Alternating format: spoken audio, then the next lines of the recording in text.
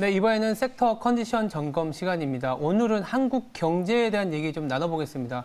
오프닝 때도 살짝 말씀드렸지만 이번 주에 나왔던 한국 경제 성장률이 상당히 부진하긴 했었습니다. 근데 시장에서는 크게 개의치 않았는데 아무래도 앞으로 나아질 부분이 어딘지에 더 집중하는 거 아닌가 싶습니다. 그래서 오늘은 이렇게 보시면 이번 주에 잘 안 보실 수는 있겠지만 한국 경제가 나아가야 할 세 가지 방향 거시적으로 잘 짚어주셔서 SK증권의 이코노미스트인 안영진 애널리스트 모시고 자세한 얘기 나눠보도록 하겠습니다. 안녕하세요. 네, 안녕하십니까. 네. 그 안경테라 그래서 매일 거의 안영진의 경제 테마 네, 잘 맞습니다. 짚어주시고 계신데 감사합니다. 저도 매일 읽고 있습니다. 네, 고맙습니다. 그 아이디어도 굉장히 좋으신 것 같고 이제 문제는 사실 이제 시장이야 개의치는 않았지만 경제는 경제잖아요. 안 좋게 나온 건 안 좋게 나왔다고 맞습니다. 얘기를 일단 해야 되는 거고 네. 거기서부터 우리가 해답을 찾아 나가야 되는 방법일 것 같은데 일단 3분기 GDP에 대한 얘기 좀 해보겠습니다. 사실상 쇼크라고도 얘기할 수도 있고 쇼크라는 얘기가 조금 거북하면 시장 기대보다는 좀 부진했다인데 네. 원인하고 향후 전망에 대한 얘기 좀 간단히 네. 부탁드립니다. 일단 뭐 쇼크보다는 진짜 후자, 네. 뭐 예상치를 밑돌았다. 그러니까 어차피 3분기 경제는 좋지 않을 걸 알고 있었을 것 그렇긴 같아요. 했죠. 네. 예, 워낙에 뭐 물가도 높았고 또 생산도 차질이 있었고 공급망 이슈, 전력난 이런 것들이 워낙 여러 가지 복합적으로 작용했기 때문에 네.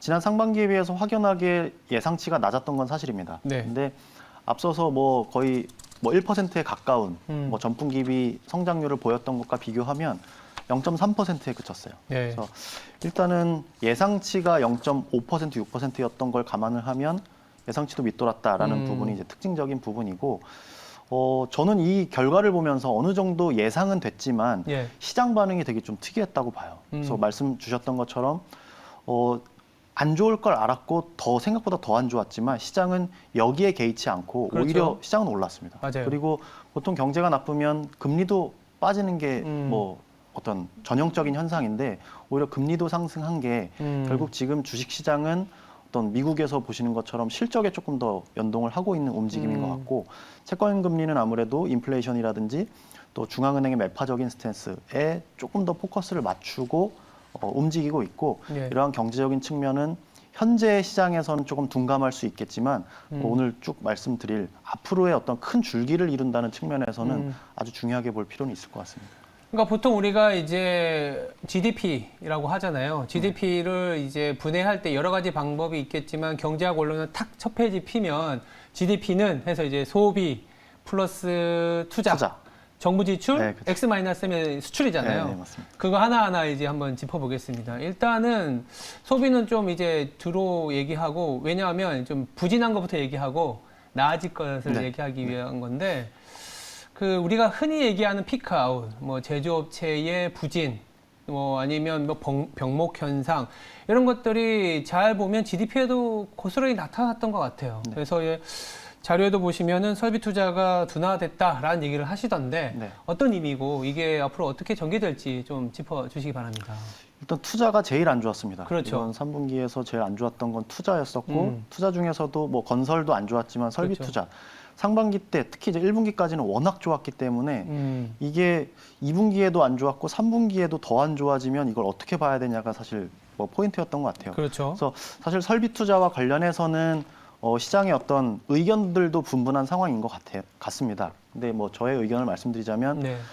설비 투자가 부진했고 앞으로도 이쪽에서는 조금 기대를 조금 내려놓자라는 좀 말씀을 드리고 싶은데 그러니까 기대를 내려놓는다라는 거는 지금 시장에서 계속 고민인 게 뭐냐면 뭐 더 말씀을 주시겠지만 아니 지금 재고가 다 없다는데 네. 그러면 뭐 설비 투자하고 그러면 우리나라 매출이 늘어나고 지금 주가는 빠졌지만 네. 뭐 제조업체가 우리나라는 사실은 굉장히 많잖아요. 그래서 그러면 증시가 이제 고점에서 10% 하락했으면 뭐 재고 올라가고 리스타킹 있으면 우리나라 투자 활발히 일어나는 거 아니야? 이렇게 네. 생각하시는 분들도 맞습니다. 계시거든요. 그래서 설비 투자는 뭐 경제적으로는 되게 뭐 어려운 얘기일 수 있는데 그렇죠. 우리 쉽게 주식시장에서 말씀을 드리면 설비 투자가 좋다는 얘기는 제조업이 좋다는 얘기고 제조업이 좋다면 우리나라처럼 제조업 베이스의 국가에서는 훨씬 더 좋은 그렇죠. 의미입니다. 그게 이제 작년 하반기부터 올해 1분기까지 있었던 이슈였고 작년의 기억을 더듬어 보시면 우리나라 코스피의 코스닥은 글로벌 넘버원 그렇죠. 1등이었어요. 퍼포먼스였죠. 네. 그래서 경제적으로도 성장률 측면에서도 중국 다음으로 가장 방어를 잘했다고 그렇죠. 평가를 받고 있고 시장 퍼포먼스도 좋았던 건 결국 그 제조업 베이스에서 설비 투자를 증가를 통해서 경제가 부양이 됐고 네. 그리고 거기에서 만들어진 게 수출을 통해서 글로벌로 출하가 됐다라는 게 우리 그렇죠. 기업들의 입장에서는 아주 좋았던 거죠. 그렇죠. 근데 이제 제가 설비 투자에 대해서 조금 보수적인 입장을 갖고 있는 것도 네. 결국은 시장이랑 맞닿아 생각하면 우리나라가 왜 이렇게 언더퍼폼을 하고 있을까에 대한 제 나름대로의 답도 여기에 있을 것 같아요. 그래서 말씀 주셨듯이 뭐 재고 수준이 워낙에 낮기 때문에 리스타킹 수요가 분명히 있습니다. 저도 그 부분은 감안을 하고 있지만 네. 더 중요한 건 설비 투자를 더 여기서 들어가기 위한 전제 조건은 수요가 얼마만큼 더 좋아지는 거예요. 그렇죠. 그래서 리스타킹 수요는 저의 관점에서는 캐펙스가 들어가는 것보다는 가동률의 조정으로 충분히 가능하다. 아, 가동률. 네. 그렇죠. 이미 왜냐하면 코로나 이전부터 생각을 해보신 제가 숫자를 한번 네. 조사를 해왔는데 네. 코로나 이전 대비해서 설비 투자가 11.2%가 높습니다. 아까 더 커진 많은 거죠. 그죠. 근데 그밖에 정부 지출 많이 했다고는 하지만 9.3% 늘었고요. 반면에 이제 소비는 2.4%가 떨어졌어요. 그러니까 그만큼 무슨 얘기냐면 설비 투자가 그만큼 많이 들어갔다는 얘기입니다. 근데 워낙에 수요가 좋았기 때문에 많이 들어갔는데 지금은 그것보다 더 나은 수요를 기대할 수 있느냐? 거기에서 조금 의문부호가 생기고요. 그렇죠. 리스타킹 수요는 가동률, 이미 들어간 설비 투자에서 이제 공장 가동률을 통해서 대응할 수 있다. 그게 이제 리스타킹을 충당시키는 충분한 수요가 될 거라고 보고 있어서 추가적인 설비 투자에 대한 어떤 성장 기대감은 조금 낮출 필요가 있다.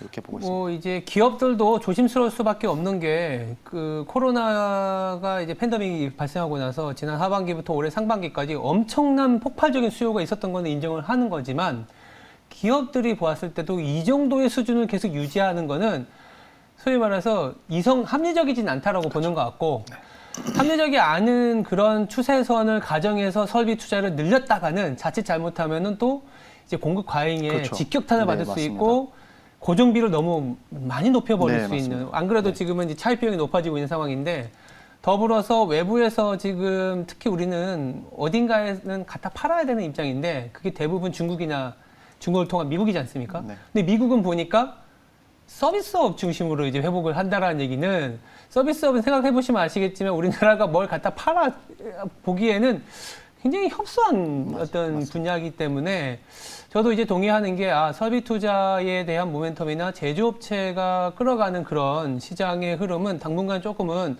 더딜 수밖에 없겠구나. 그래서 우리나라 시장이 이렇게 탄력이 조금은 둔화되는 상황. 네.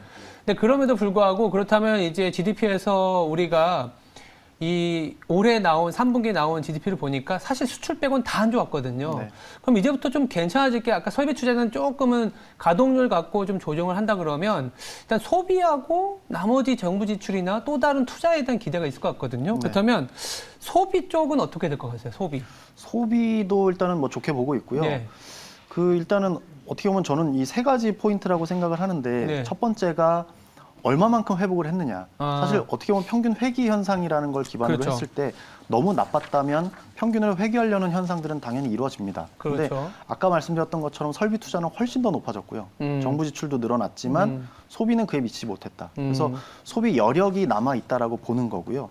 근데 그럼에도 불구하고 왜 지금까지 안 됐냐? 여건이 안 됐기 때문이죠. 그래서 뭐 대면 경제도 어려웠었고 코로나 때문에 뭐 그런 부분이 이제 위드 코로나라는 어떤 분수령을 맞이를 하고 있고요. 네. 더 중요한 건 이렇게 여건도 마련이 됐을 때 쓸 돈 있어? 라는 질문을 받게 되면 네. 사실 뭐 거시경제적으로 보면 소비자들의 구매력은 여전히 남아있다고 봅니다. 남아있다. 그래서 어떤 충분치 않은 회복 그리고 여력이 남아있다.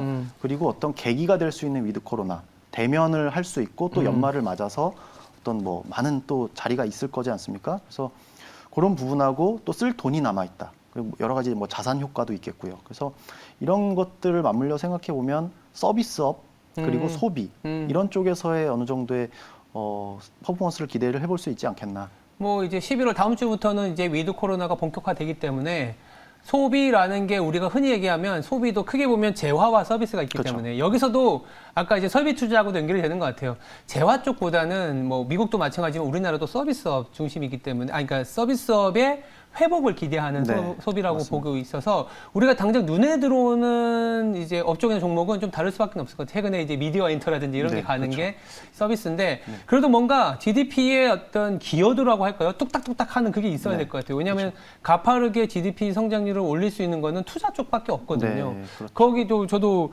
보고서 보니까 약간 건설 쪽을 조금 더 집중을 네. 하시던데요. 네, 그 네, 이유가 맞습니다. 있을 것 같아요. 아무래도 건설은 수주 산업이다 보니까 그렇죠. 선행 지표라는 게 있습니다. 그래서 건설 투자 쭉 이제 데이터를 쭉 보시면 지난 네. 4년 동안 절어 있었어요.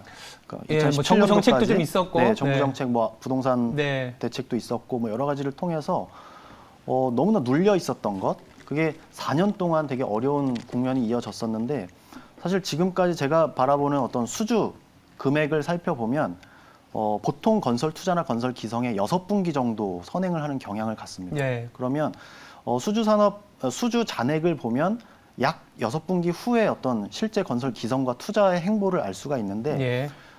너무나 누적이 많이 되어 있다는 거죠. 그래서 어제 같은 경우도 뭐 엊그제죠. 이번 주 들어서 뭐 조선산업 수주 얘기도 맞아요. 많이 나와 있고 네. 또 그 밖에 뭐 수주와 관련된 것들 네. 그리고 더해서 내년도의 예산안을 보면 SOC 예산에 대한 투자가 과감하게 들어가 있습니다. 그렇죠. 그래서 뭐 앞으로 뭐 부동산 공급을 늘린다, 뭐 GTX뿐만이 아니라 여러 가지 뭐 네. 스마트 시티와 관련된 것들도 여러 가지를 통해서 SOC 예산으로 반영이 되어 있는 상황, 그리고 거기에 더해서 이미 선행 지표로 활용이 되고 있는 수주 금액을 감안을 해보면 네. 설비 투자에서 조금 빠질 수 있는 부분을 건설 투자가 충분히 메워줄 수 있다라는 뭐 컨셉으로 접근이 네. 가능합니다. 일단 GDP에서 설비 투자는 별로지만 건설 쪽의 모멘텀을 또 짚어볼 수 있는 아이디어였고, 그러면 우리가 또 가장 중요한 게 수출이잖아요. 다음 주 월요일에 나오는데 이것도 한번 간단하게 짚어주세요. 네, 아직 수출 증가율은 뭐 10%대로 내려왔습니다. 둔화됐고 맞아요. 뭐 그렇긴 한데 사실 기저효과입니다. 이게 어떻게 보면 뭐 시청자들 뭐 아시는 분은 아시겠지만 통계적인 기법이라는 게 그렇죠. 작년 대비해서 얼마나 그렇죠. 늘었냐. 맞아요. 근데 작년 하반기부터 드라마틱하게 올라왔기 때문에 증가율은 둔화될 수밖에 없습니다. 근데 맞아요. 더 주목해서 보셔야 되는 건 월간 수출 금액을 보시면 뭐 연월 뭐 사상 최고 맞아요. 수준을 기록하고 있다라는 부분들. 네. 그게 다시 말해서는 뭐 일단 기본적인 수요가 있다라는 거고요. 거기에 더해서 최근 들어서는 이제 단가가 올라가는 효과가 있습니다. 그래서 우리나라는 기본적으로 뭐 중간재 수출 국가이기 때문에 뭐 최종재화 이전에 어떤 뭐 부품이라든지 이런 단에 있어서는 뭐 공급 물가와 직접적으로 연동이 되는 측면도 있기 때문에 그런 단가 인사 현상도 있다라고 보고 있고요. 네. 뭐 종합해 보면 아직 괜찮다.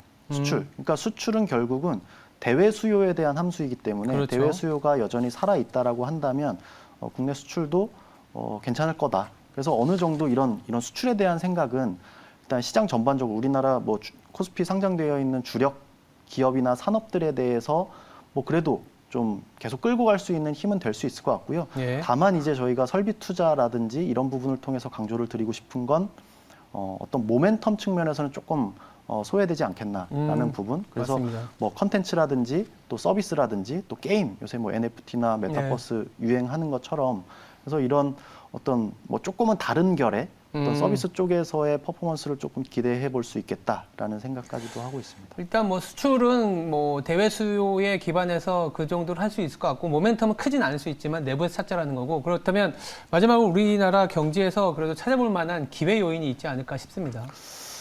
네, 참 어려운 것 같아요. 뭐 짧게 어려운 말씀해 질문이기도 주세요. 하고 네. 그래서 저는 뭐 작년이죠. 작년 뭐 연말부터 올해 초까지 우리나라 코스피가 거의 2,500에서 3,000 넘는 그 과정에서 밸류에이션이 재평가가 받을 수 있었던 대표적인 이유가 네. 아마 산업 구조의 재편이었던 것 같아요. 네. 뭐 그때 현대차와 애플의 뭐 협업 논의도 있었고 뭐 여러 가지 뭐 SK 그룹 차원에서도 여러 가지 뭐 신재생과 관련된 것도 있었고 그래서 코로나가 유발한 산업 구조의 재편 속에서 우리나라가 포지셔닝을 한다라는 그 기대감이 아주 높았거든요. 예. 그래서 그런 것들이 이제 뭐 시장 밸류에이션에는 반영이 되어 있는 것 같고 예. 올해를 거치면서 그러한 기대감들이 구체적으로 가시화되는 게 조금 더디다 보니까 예. 많이 조금 실망감들도 있었지 않았나라는 네. 부분이 있는데 여기에 대해서 조금 더 이제 좀 구체화시키는 과정을 우리는 좀 지켜볼 필요가 있겠다라는 네. 생각이고요.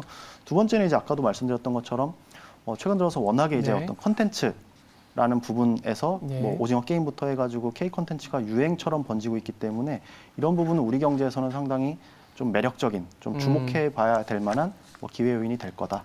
이렇게 네, 알겠습니다. 말씀드리겠습니다. 저는 기억에 남는 게 건설 투자가 꽤 기억에 남는 아이디어였던 것 같아요. 일단 하나 얻어가는 것 같습니다. 알겠습니다. 지금까지 SK증권의 안영진 애널리스트였습니다. 감사합니다. 네, 고맙습니다. 네.